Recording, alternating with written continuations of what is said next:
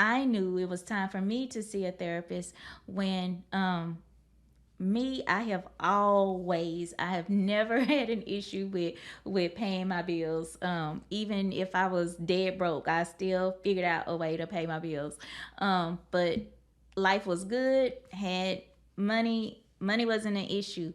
And when I knew that I needed to seek help was when I come I did not pay our water bill and our water got cut off. Share that beat of love. I wanna Hello. Welcome back to another episode of Getting Real with your host Dee and Ron. And today we're going to be talking about mental health and self-care in digital age. And today we have the lovely Inger Daniels. She's going to join us today. And she is a psychiatric nurse practitioner. Hi, how are you doing? Great. How are you? I'm fine, thanks. So Inger, can you tell us a little bit about yourself? Like, how did you actually become interested in being a psychiatric nurse practitioner and your desire to work with people with mental health? Sure. So I've been a nurse for over 20 years in total, and practicing in psychiatry or nursing in psychiatry for about the past 8 years, and the last 3 of that as a nurse practitioner. So just working in nursing and dealing with different healthcare needs, from medical needs, post-surgical needs. Mental health always is an underlying issue because it's always there, regardless of whatever the condition may be. So it just kind of fueled my interest in addressing that concern for patients. And once I started to work in that field, I decided to advance, my education to be able to serve that population at a larger capacity. Okay. And being that you spoke of population, the targeted population with mental health, what is your take on the number of the patients you've actually treated as far as African Americans? Do you feel like African Americans are more now today more in tune or open to receiving some type of treatment or therapy from someone like yourself in your field? I think it's still sometimes difficult for different people of color to access care or feel comfortable accessing care. However, it seems to be a shift currently where there are more people of color who are who are accessing care and seeking help for their mental health needs. Okay. So what would you? Oh, I'm sorry. No, I was gonna ask you. I was gonna just add that I actually have a few friends that actually seek counseling or therapy. I was gonna ask LeBron, do you actually have any friends or people that you know that seek therapy? Myself. Really? Okay. But what I wanted to ask you today, so I noticed you said that being in the medical field, like a lot of the issues that people were having, the underlying condition was mental health. Can you elaborate more on that and how you will know if you need to seek seek mental health treatment? So that's kind of a 2-part question. So let me see if I can tackle one first. So when I say that mental health illness or mental health issues are an underlying issue, so regardless of what the medical condition the patient may have, if there's a mental health issue, it's there also. So sometimes in nursing, we see that if we're taking care of a particular issue in a holistic way, the patient has mental health needs as well. So it's not exclusive of the other. So that's kind of what I mean when I say that the mental health concerns are always there, regardless of the setting or the patient's healthcare need. And the second part of that is I'm sorry. Could you repeat I forgot what the second part of the question was. Forgive me. No problem. No problem. So, how would an individual know that they need to seek a professional to maybe discuss mental health concerns? Because I know a lot of people think that mental health means you crazy, you bipolar or schizophrenic or anything. I mean, could you elaborate? Because it has such a negative stigma that people don't want to be associated with mental health. So could you elaborate a little bit more on that? Sure. So As a provider, what I do when I'm doing an assessment for a patient when they come in is if they lay out everything that they're dealing with, at the end of the day, it boils down to, is this bothering you? So if a person has maybe sadness or anxiety or nervousness, those things don't necessarily constitute a mental health illness because Mm-hmm. those are normal human emotions and those are normal things that we expect to experience. But when it becomes a problem is when it's interfering with your everyday life. So if you are depressed and it's making you irritable and agitated and you can't have a decent conversation without arguing, or you're not performing self-care, don't feel like cleaning the house, or you're anxious to the point where it's causing physical symptoms and you're worried all the time, or you can't concentrate or focus on things that you need to do. So that's when it's to the point where it needs to be addressed, maybe at a higher level of care, either with a therapist or a provider that's able to prescribe medication, when it starts to interfere with how you function day to day. Mm-hmm. Okay, okay.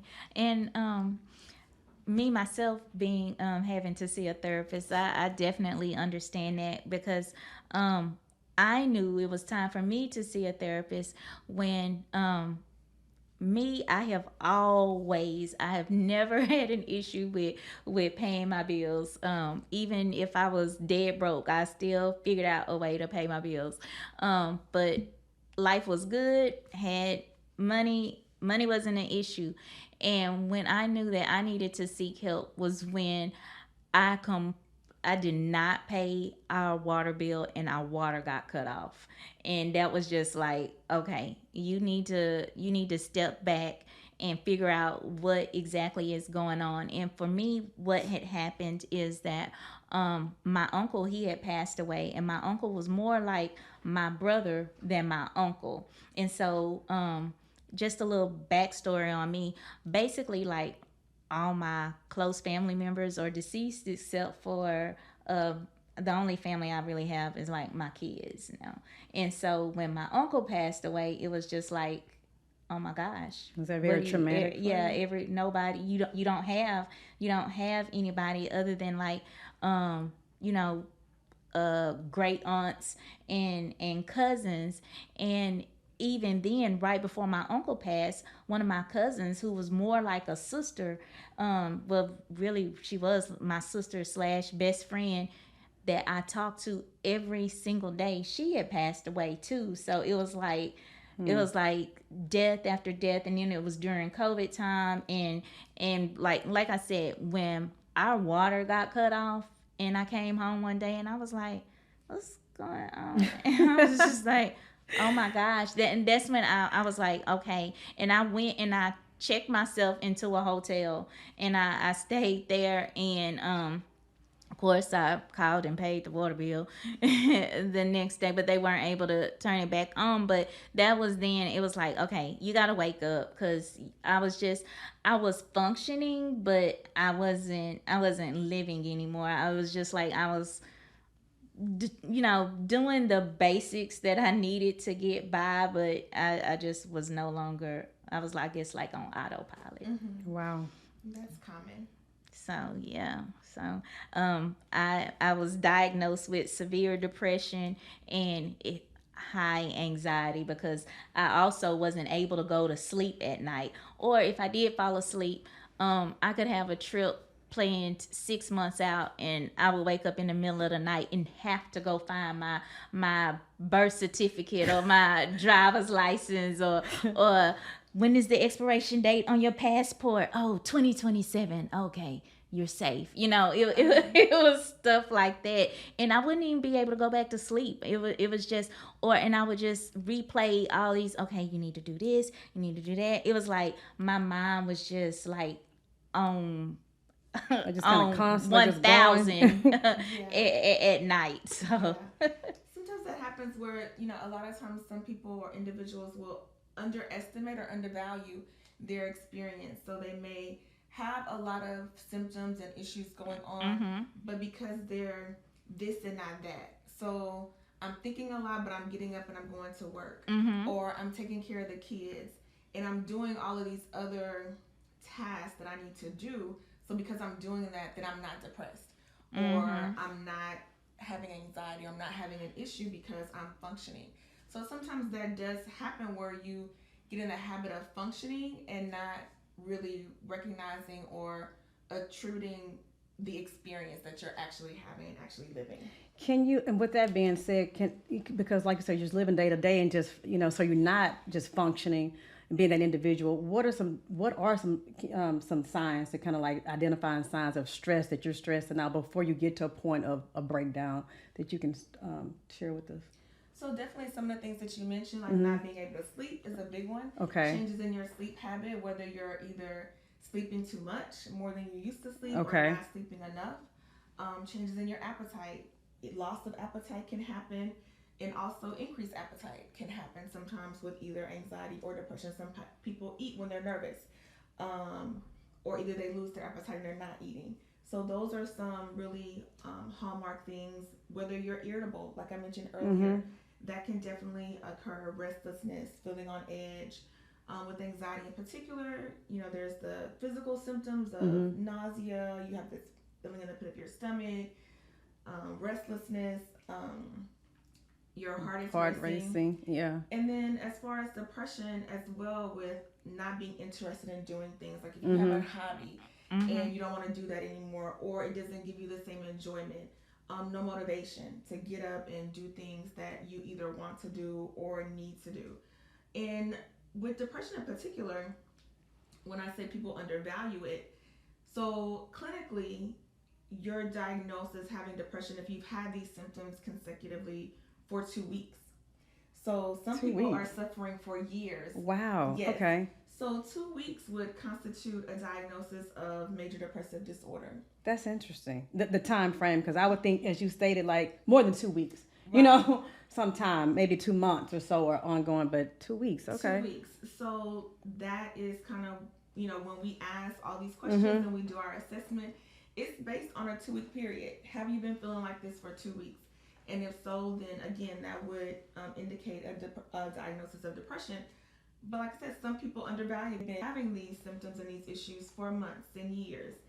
And even sometimes I ask, well, how long has this been going on? Now that you're here to see me, Mm-hmm. years, years, yes, Years. years. It's Just been Yeah, functioning. because you think Mm-hmm. that's It's just, normal. normal. Yeah. normal. You've and gotten used to it and and accustomed and to it. like me, I had I mean, I wouldn't do anything. I would just sit and watch Netflix, just sit on the couch, order me some food. And, now I think the way life is set up, I think it makes it easier for people to become depressed and not even realize it, because you can DoorDash. You don't even have to go Mm-hmm. get any food. You can have the different grocery stores deliver you your groceries if you feel like cooking, and then you can just sit on the couch and Netflix and chill all day. And you know and taking it even a step further, if you didn't want to buy clothes anymore, you can just always get online. And my favorite spot is Shein. I can get me a $7 dress and a $10 T-shirt or whatever, $5 And shirt, you're good. and I'm good. And so I think with the way things are set up now, you don't have to really communicate with people, and it's easy to get lost in the sauce. And That's you true. know, And especially in this, all digital world age that we're in. With that being said, let me ask you, what are your thoughts on this? Do you feel like there's a negative impact, like social media and devices on our on our health, overall health? I think that's like a two-edged sword Okay. because it can be helpful and then it can also be detrimental. Okay. So, there are a lot of positive things about being on social media, Mm-hmm. about having our devices. It definitely makes our lives more convenient.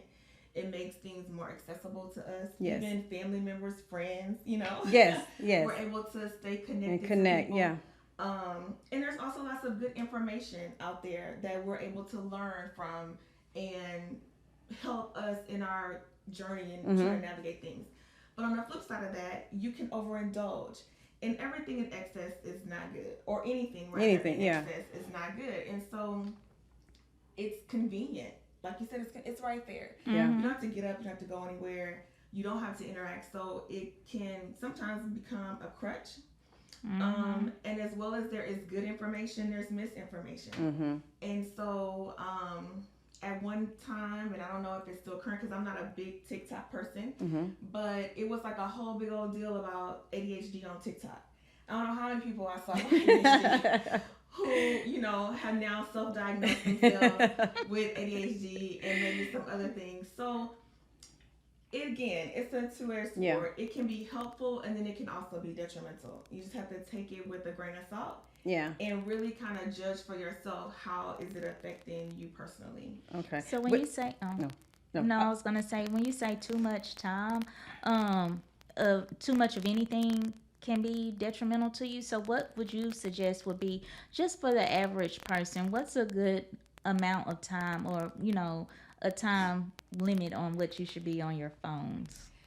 I don't know if I have a specific time. I think with children it's easier to set that time Mm-hmm. because of course, you can control what they do. Your Yes. children and they have a lot of things that they need to be doing. With adults it's different. Um, Again, I think you have to self-regulate yourself and figure out is this interfering with your daily life. Are you on social media so much that you're not talking to your kids or your Mm-hmm. significant other or your family member?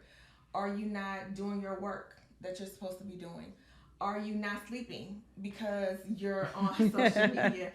Are you some I think I asked someone one time, I said, are you not sleeping on purpose? Like, are you doing something productive, intentional? Are you avoiding sleep? Mm-hmm. Because some people will get on social media as if it's their lullaby and they're just up on social media and not All sleeping. time of the night. So that's kind of where you have to figure out, is this doing more harm than good? And it has to be individual.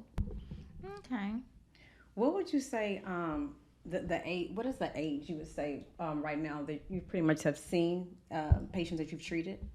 So What does that age group look like? I start at 6 and I go up to 60. So I see a pretty wide Okay. range of patients. I think because I do see children, I get quite a bit of children. Really? Because not all providers will see children. So because I see children, I get quite a bit of children. Okay. So yeah, from 6 on up to 60. That's interesting. Children. I mean, I want what do you associate there with their age? Having to see a therapist at this point. Well, when they see me, it's sometimes for medication management. Okay. Because I don't directly provide therapy, but I do refer to therapy. Okay. So it a lot of times it may be behavior. Okay. They're having some issues with behavior that may be tied to some other type of mental health issue. A lot of anxiety. I see a lot of anxiety in children and adolescents in this post-COVID era. Um, it has definitely brought about seemingly a lot of anxiety in children. And definitely attention deficit issues are a concern with children because, it's affecting their school and their grades, but really a lot of anxiety and some depression, but a lot of anxiety. So with anxiety and stress, those stress levels, do you have any techniques or tips that you would like to share to tell us how to the audience to reduce stress? Well, there are some definitely, I think some tried and true things Okay. as far as like decreasing stress. Um, Exercise helps for Mm-hmm. sure. So if you can get out, be active, move your Yeah. body around, just the natural things that your body goes through and the endorphins and things that your body Mm-hmm. releases when you exercise are beneficial for your mental health and for anxiety. Um, Diet, for sure. Having a healthy diet is important to your overall mental health. And sleep. And sleep. Sleep is probably the number one thing, and people take it for granted so much when they don't sleep. Mm-hmm. Again, you don't really attribute as much that it's a problem that it's going to affect you during the day. Yeah. When you're not sleeping. But you can't function when you're not sleeping. It's hard to manage your emotions. It's hard to think. Yeah. It's hard to just get it together. So when you're bombarded by the stressors of everyday life and you're not sleeping, you don't have the wherewithal Yeah. to tolerate that or to deal with it. So definitely sleep, exercise, eating right or eating healthy. And I would also throw in there having a spiritual practice. Yes. Is definitely beneficial. Yeah. So it doesn't, I don't want to throw out to subscribe to any particular spiritual practice, but whatever that is for you personally, um, definitely that's a source of anxiety relief. Having a place that you can, or a practice that you can use to ground yourself, Mm-hmm. um, kind of get out of yourself in a sense where you're not only thinking about how things are affecting you, but you're looking at the bigger picture of things in a spiritual manner. So those are some things that can help. And that's one of the things I do to reduce stress. I mean, is meditating. Meditation, whether that's journaling, reading scriptures, writing those scriptures down, going back and reflecting on those scriptures, like later on or whatever. Definitely, through prayer with myself and my own personal connection and relationship with God on my own, but also prayer with my family. I have cousins I'll call if I'm, stressing on about something, worried about something. Hey, I have go to. I think having a support system. I can have go tos. I can pick up the phone and text or whatever and call. I need to hear your voice. I need to pray with me. So I think that's important too. You think having a support system it would also be a great stress reliever too, and to reduce stress? Yes, for Yeah. sure. Sometimes it's our family Mm-hmm. that we were born into. Yes. Sometimes it's our family that we make. I have You several know, of those family members, the extended family. Yes. extended family Yeah. for sure, to have that support system, Yeah. and then someone that you can just trust to talk to. Absolutely. And then if you don't have the best support system, or if you're sometimes you kind of wear out your support system. Sometimes the need is so great Yeah. that it's even too much for the support system to bear. Then the therapist, I was gonna say, is the that support point? system. Yeah, is that the point where you need to go ahead and seek professional help, like someone from yourself? If these systems aren't working any longer, what I'm doing isn't working any longer. Everybody, Yeah. Ron is tired of listening to me and talking to me. You know. For sure. And usually by the time people come to me, I'm the last resort. Okay. They've Yeah. tried everything else. They've done what they know how to do, Yeah. and it's not working. And now they're like, and that's the conversation. I've done this, I've done that. Okay. It's not getting better. Now I'm ready to do something else, and that's okay. Yeah. When you get to that place, then I'm there. You're Or there. someone else Yeah. like me is there. Okay. Okay, I have a question for you. As far as we've been seeing lately, like a lot of teens and suicide and stuff like that. What are some signs that parents should look for to notice whether or not their teens are depressed? Because teens now, they're just on their phones, and they're not, when they hit teenhood anyway, They're they kind of, cool. they don't want to talk to mom Mhm. anymore, or hang out with dad, or whatever the case may be. And so they kind of self isolate anyway. So how do you notice the signs that your teen may be having issues? So some of those things that you mentioned, like you said, are typical teen behavior. As they age, they definitely pull away from their parental person. But again, like the extreme, like I always tell parents, you know your child, you Mm-hmm. with your child every day. So when you see them changing outside of what you would expect, isolating even more, maybe again not participating in things that they used to do, having maybe different friend groups, or not having the same friends at all, or not having friends. If they used to play sports, now they're not playing sports anymore. Just those changes, in their behavior and in their demeanor outside of typical teenage stuff. Some of that is to be expected, but when you get to the extreme of it, then it's a concern. And definitely as a parent, you want to kind of stay on top of what your child is doing. Mm-hmm. So, they may need to have the door open when they're at home and not close the door. Yes. That's a thing at my house. You can't be in here with the door closed. And So, mine too. you know, If they do close it because they're 10, I'm busting the door up and I'm coming yeah, in. what's going on? Mm-hmm. Being Mm-hmm. involved, not allowing them just to have so much freedom that Yeah. the parent is no longer involved in what they're doing is just the best way to keep tabs on what's going on with them.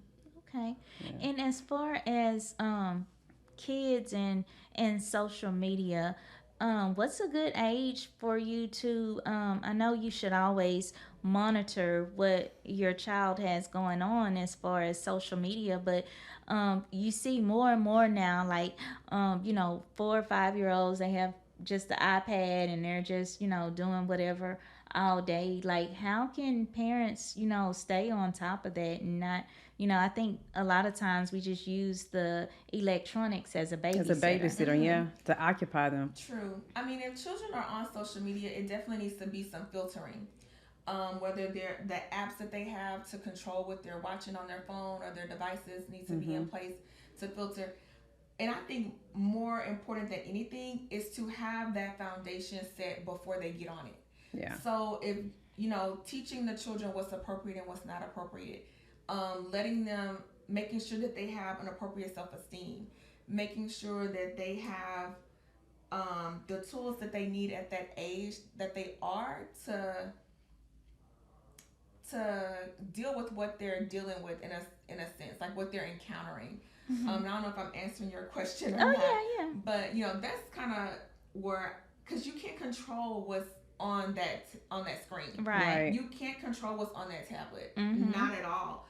But before they get on it, the child needs to be prepared to Yeah. deal with it. They need to have been taught. They need to have been encouraged. They need to know that this is one thing and that's not real. Mhm. Those conversations need to be had ahead of time because you don't know what they're going to encounter. Even when your best effort to filter it and to watch it, they still are going to come into contact more than likely with something that you Yes. feel is not appropriate. And so they need to really be prepared ahead of time.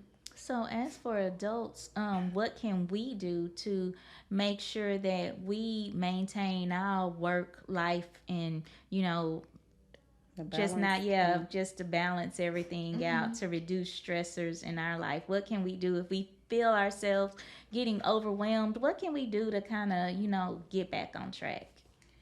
Mm. I'm living that life right now myself, trying to figure that out for I myself. think we're all probably freaking out. But I really think that one of the biggest things is really just having a I like come to Jesus moment, or just be real with yourself and Yeah. what it is that you're doing. Sometimes we are doing too much Mm-hmm. that we really don't need to be doing, and sometimes there are things that we're doing we have to do. Mm-hmm. We're overextended because we have to be overextended, and sometimes Can we're you give an over. example of that? Like for instance,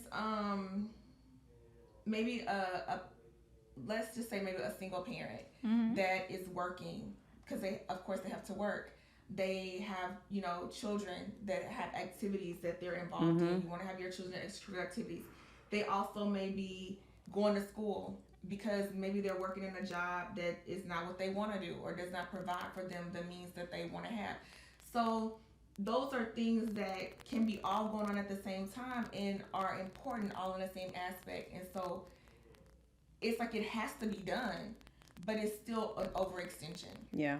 of yourself. And so in that case, it's just finding a balance and then taking some time out to kind of reset and knowing that, okay, well, I'm overextended now because this is what I have to do now. My mom is sick, my dad is sick. So I have to run over there and take care of them. And then I have to take care of my small children. I have to go to work and I have to do this and I have to tend to I have to do all of these things in a row. And I'm probably speaking more from a woman's standpoint than anything else.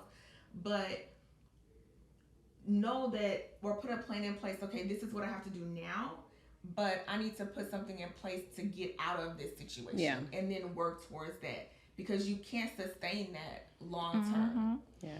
Yeah, and what you were describing was me because Me too. I was a single mom, four Well, at one kids. point. Everybody was in soccer.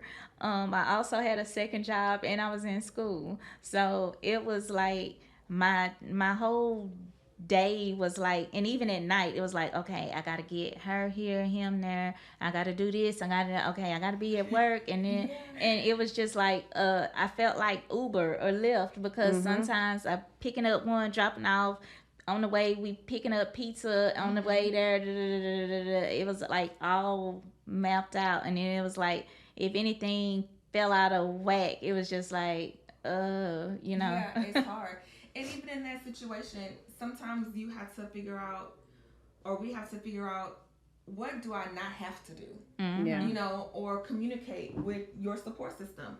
If your child is on a sports team, let's figure out, can we carpool? Yeah. Can you Mm-hmm. ride with so and so, a trustworthy person? Can you Yes. can Yes. you ride with so and so? Or in the case of our children, if they're old, age appropriate, give them something to do. Yeah. Just kind of delegate some of those Delegate some of those responsibilities. Yeah. responsibilities and those tasks. I don't need to wash, dry, and fold up and put up your clothes every Yeah. day. You know what I'm saying? Like, that's something that you Right. need to do. So, delegate those things so where we're not overextending ourselves when we don't have to. Sometimes we do have to, but sometimes we don't, and we're just taking on all of these things, and they can be delegated. Yeah, Yeah. one of the things that my kids say about me is that, well, back when they were growing up, is that they were like, all you did was fuss. That's all you did was fuss. Well, I'm like, okay, I've worked, I've had to pick y'all up from 30 places. Then when I get home, the TV is on. It's two bowls of ice cream sitting in the middle of the floor. It's a cereal box sitting open. Yeah, I'm coming home fussing, Yes. And it was just like, well, that's all you did. Well, y'all should have cleaned up first. And even like you said, being a single mom, even my situation, being married, same thing, the responsibilities. I have twins. I have 10-year-old twins. And so, yes, we have school. I dropped them off at school. Although they were out the bus home, but even after school, we got tutoring, we have baseball, where it's basketball, and you're darting from here and just like darting from here and there in every direction, just as LaRon say. Then leave work, you showing a property, what have you. So it can be a lot, definitely overwhelming, for sure. I can say that. And with that being said, do you think, or I guess I think I would imagine you think self-care is important? Yeah. Yeah, for sure. Self care, having those times where you're taking out from what's going on to definitely take care of yourself, because you can't do all those things empty. Yeah. You can't do all those things tired. And again, figuring out what's important and what's not. Yeah. So definitely you want the house clean. But, am I going to run myself ragged behind, the A laundry? cereal box Yeah, or a cereal laundry? box, or, Yeah. it's like pick your battles kind of a thing. Yeah. It's important, but is it going to stress me out? Yeah, you're right. Kind of a thing. And so that's a part of self-care, is knowing what your limits are and being willing to just let some stuff go. Because I'm a big proponent of, and will scream about self-care. But I know, depending on who you're talking to, whatever, some people have different perspectives where they think self-care is being selfish. And I'm like, no, I don't mean it from a selfish stance. I'm meaning taking care of me, of myself, because at the end of the day, I feel like if I'm not good for me, how can I be good to the next person, my family, my friends, my coworkers, or what have you? Because, if you don't have anything to pour from, I mean, you can't pour, an empty cup. So I don't know. So I definitely think it's important. You can't pour from an empty cup. No. And it needs to be a priority. Yeah. So, like you said, being or having self-care is not being selfish. And if you are, a person that practices a spiritual relationship or has a spiritual relationship, or that's something that's important to you, something that we consider is that, okay, God is first. Yes. And then you're second. And then, the hierarchy of how it goes. And so you need to be on the top of the list. Like, you can't be at the bottom of the list. Everything else can't come before you, because it doesn't flow that way. That's not the way it's going to flow.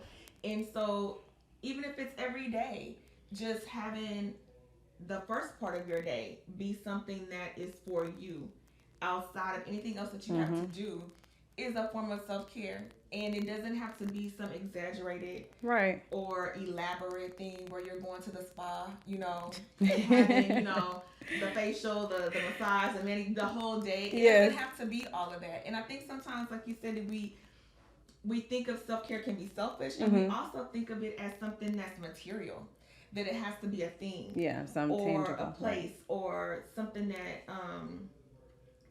we can post on Instagram. This Instagrammable situation or scenario.